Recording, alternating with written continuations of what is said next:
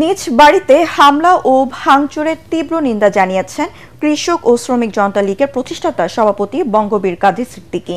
এটি বিগত আওয়ামী লীগের সরকারের মতো স্বৈরাচারী আচরণের বহিঃপ্রকাশ বলে মন্তব্য করেন তিনি। দুপুরে নিজ বাসভবন সংবাদ সম্মেলনে কাজী সিদ্দিকী বলেন, দেশকে অস্থিতিশীল করতে জাতীয় ও আন্তর্জাতিক পর্যায়ে ষড়যন্ত্র চলছে। এই ধরনের চোরাগুপ্তা হামলা বন্ধে অন্তর্বর্তী সরকারকে দ্রুত পদক্ষেপ নেওয়ার আহ্বান জানান তিনি। ১৪৪ ধারা জারি থাকলেও মুক্তিযোদ্ধাদের সমাবেশে যোগ দেবার ঘোষণাও দেন এই বীর মুক্তিযোদ্ধা।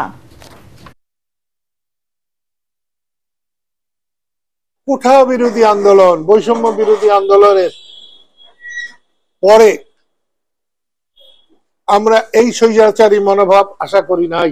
সবাইকে স্বাধীনতার দোসর বানানো হয়, আওয়ামী লীগের দোসর বানানো হয়, তাহলে তো আমি মনে করব বৈষম্য বিরোধী আন্দোলনকে ব্যর্থ করার জন্য, ধ্বংস করার জন্য কোনো ষড়যন্ত্র কিনা।